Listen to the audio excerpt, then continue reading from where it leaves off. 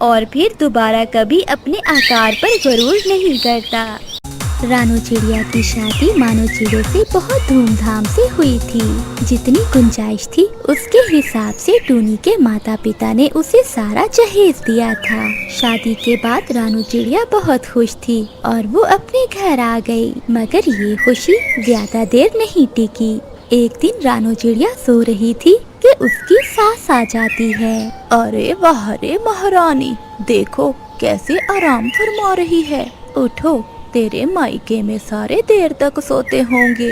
मैं कब से चाय का इंतजार कर रही हूँ और तू है कि यहाँ घोड़े बेचकर सो रही है। माँ जी, पता नहीं आज मेरी नींद कैसे नहीं खुली। माँ, मैं अभी आपके लिए चाय बना कर लाती हूँ। रानू चिड़िया रसोई में चाय बनाने चली जाती है। थोड़ी देर बाद वो चाय बनाकर अपनी सास को देती है। माँ जी, ये लीजिए चाय। माँ जी, पति जी कहीं नजर नहीं आ रहे, मैंने उनके लिए भी चाय बनाई है।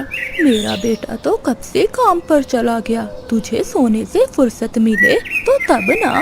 जा, अब जाकर खाना बना। फिर रानू चिड़िया खाना बनाने चली जाती है। दिन गुजरते गए। दिन गुजरने के साथ साथ रानू के पति और उसकी सास का व्यवहार रानू के साथ बहुत बुरा हो गया था। माँ, तूने तो कहा था मेरी पत्नी दहेज में कार लाएगी। मैंने तो बस इसलिए शादी की थी। हाँ बेटा, मेरी तो किस्मत ही खराब थी जो इस मनहूस चिड़िया से तेरी शादी कर दी।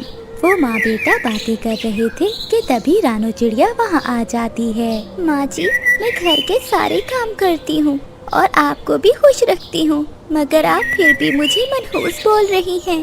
तमीज से बात करो मेरी माँ से। पति जी, मैं तमीज से ही बात कर रही हूँ। बेटा, अभी तूने इसकी जुबान देखी कहाँ है। तू जा, तू मायके जा, मेरे बेटे के लिए कार लेकर आ। जब तक तू अपनी माँ से नई कार नहीं लेकर आएगी, इस घर में ना आना। माँ जी, मेरी माँ ने सब कुछ तो दिया है और अब ये कार, मेरी माँ कार कहाँ से लाएंगी? चुप कर जा, निकल जा यहाँ से। मेरे लिए कार लेकर आओगी तो घर में आना।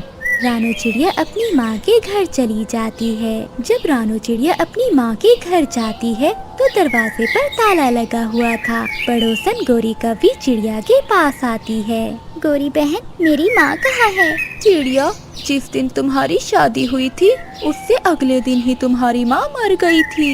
रानू चिड़िया रोने लगती है। माँ, तू भी मुझे छोड़कर चली गई और ससुराल वालों ने भी मुझे घर से निकाल दिया। अब मैं कहाँ जाऊंगी?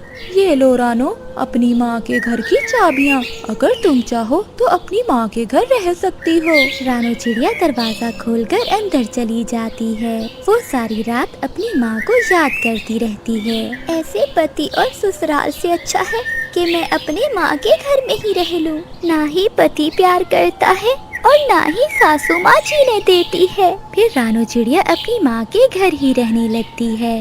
10 दिन गुजर जाते हैं। हाँ, 10 दिन बीत गए मगर रानू अभी तक लौट कर नहीं आई। बेटा, मैंने तो सोचा था कि वो डर जाएगी और हमारी बात मानकर कार ले आएगी, मगर वो तो वापस ही नहीं आई।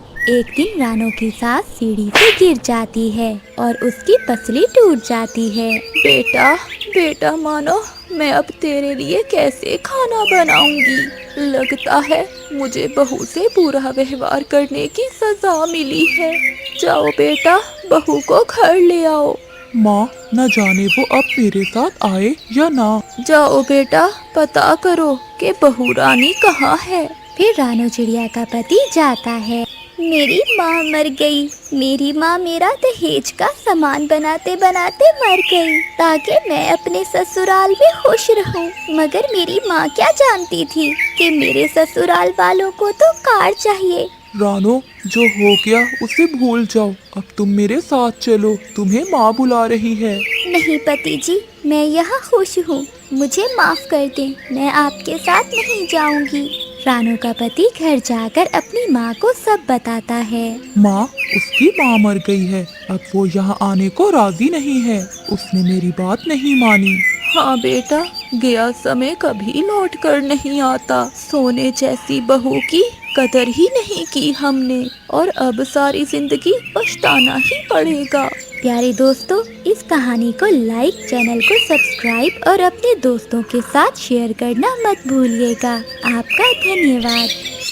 गौरी कवि बहुत फिसादन कवि थी। वो दूसरों के घर में फसाद डालकर बहुत खुश होती, खासकर जब वो पति पत्नी में लड़ाई डलवाती, फिर तो वो बहुत खुश होती। एक दिन गौरी कवि लूसी कबूतरी के घर जाती है। लूसी बहन, क्या कर रही हो? कुछ नहीं गौरी, बस ऐसे ही आराम कर रही थी। लूसी, तुम तो मुझे बहुत कमजोर लग रही हो और तुम्हारा पति न जाने पक्षियों से क्या क्या कहता फिर रहा है। क्या कहता है मेरा पति पक्षियों से? लूसी, छोड़ो इन बातों को, क्या अब तुम्हारा दिल दुखाना? गौरी मेरी सहेली, बताओ तो क्या कहता है मेरा पति? अगर तुम इतना जिद कर रही हो तो बता ही देती हूँ। कल मैं आम के ऊपर वाले तने पर बैठी थी, तो नीचे वाले तने पर तुम्हारा पति कबूतर और वो मोटी चोंच वाला चुगलखोर तोता आकर बैठ गए और वो दोनों चुगलियाँ करने लगे। तोता अपनी हरियाली की और कबूतर आपकी चुगलियाँ कर रहा था। कबूतर कह रहा था कि तुम उसके हिस्से का भोजन खा लेती हो और वो बेचारा भूखा ही रहता है, और तुम खा खा कर मोटी भैंस बनती जा रही हो और वो तुमसे डरता भी है और तुमने उसका जीना हराम कर रखा है। लूसी मेरी सहेली, अब मैं तुम्हें इतना ही बताऊंगी। मैं नहीं चाहती कि तुम्हारा दिल टूटे। अब मैं चलती हूँ और मुझे अपने बच्चों के लिए भोजन भी तैयार करना है। फिर गौरी कवि खूब मिर्च मसाला लगाकर वहाँ से चली जाती है। शाम को कबूतर के घर से खूब लड़ाई झगड़े की आवाजें आती हैं। जंगल के सभी पक्षी कबूतर के घर के पास बैठे उनकी लड़ाई सुन रहे थे। तुम्हारी माँ मोटी होगी, तुम्हारी बहन मोटी होगी, तुम्हारा सारा खानदान मोटा होगा। लूसी, चुप कर जाओ, अब मेरा गुस्सा बर्दाश्त से ज्यादा होता जा रहा है। ऐसा ना हो कि मैं तुम्हें घर से निकाल दूं। हाँ, निकाल दो और ले आओ कोई अपनी स्मार्ट महबूबा। बाहर बैठी गौरी कवि के दिल में तो लड्डू फूट रहे थे। वो कबूतर और कबूतरी की लड़ाई को बहुत एंजॉय कर रही थी। अगले दिन गौरी कवि बैठी कुछ और ही सोच रही थी। कल तो उस कबूतर और कबूतरी में लड़ाई देखकर मजा ही आ गया। आज मैं चिड़िया के पास जाती हूँ। बड़ा प्यार है उन दोनों पति पत्नी में। आज तो उनके दरमियान लड़ाई टलवा कर ही रहूंगी। फिर गौरी कवि चिड़िया के घर जाती है। चिड़िया, आज मैं तुमसे एक बात करने आई हूँ। बात तो परेशानी की है, मगर तुम्हें बर्दाश्त करना होगा। गौरी बहन, क्या हुआ? जल्दी बताएं, मेरे दिल की धड़कन तो तेज हो गई है। कल मैं अपनी माँ के जंगल गई थी। मेरी माँ ने बताया कि तुम्हारा पति रोज उस जंगल में आता है। उसका चक्कर चल रहा है किसी चिड़िया से, और तो और वो कुछ दिनों में शादी करने वाले हैं।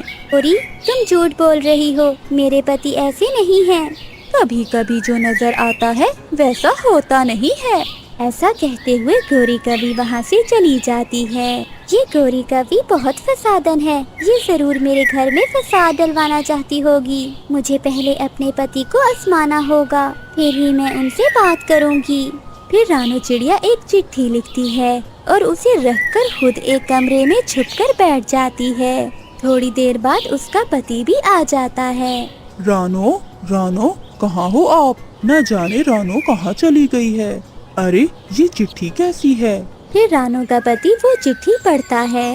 देखिए जी, मैं आपसे बहुत तंग आ गई हूँ। अब मेरा आपके साथ दम घुटता है। अब मैं मजीद आपके साथ नहीं रह सकती, इसलिए मैं आपको छोड़कर हमेशा हमेशा के लिए जा रही हूँ। चिड़िया का पति वो चिट्ठी पढ़कर मुस्कुराता है और तुरंत किसी को फोन करता है। मैना, अब हमारा रास्ता साफ हो गया है। मेरी पत्नी खुद ही छोड़कर चली गई है मुझे। अब हम जल्दी शादी करेंगे। अंदर बैठी रानू चिड़िया सब सुन रही थी। उसके तो पैरों तले जमीन ही निकल गई। फिर रानू का पति उस चिट्ठी के नीचे कुछ लिखता है और फिर बाहर चला जाता है। रानू चिड़िया दुखी मन के साथ बाहर आती है और वो चिट्ठी को पढ़ती है जिस पर उसके पति ने कुछ लिखा था। रानो, आपको तो ठीक से छुपना भी नहीं आता। मैंने आपको देख लिया है। रानो, मेरी जिंदगी की सभी खुशियाँ आपसे हैं। मैं आपके बिना जीने का सोच भी नहीं सकता। मैं बाहर जा रहा हूँ आपके लिए कुछ खास खाने को लेने के लिए। आप चाय बनाकर रखना, फिर हम मिलकर खाएंगे। ये पढ़कर रानू चिड़िया मुस्कुराने लगती है। वो अपने पति पर गर्व महसूस कर रही थी। गोरी कभी रात तक रानू चिड़िया के घर के बाहर कान लगाए बैठी थी, मगर आज गोरी कभी अपने मकसद में काम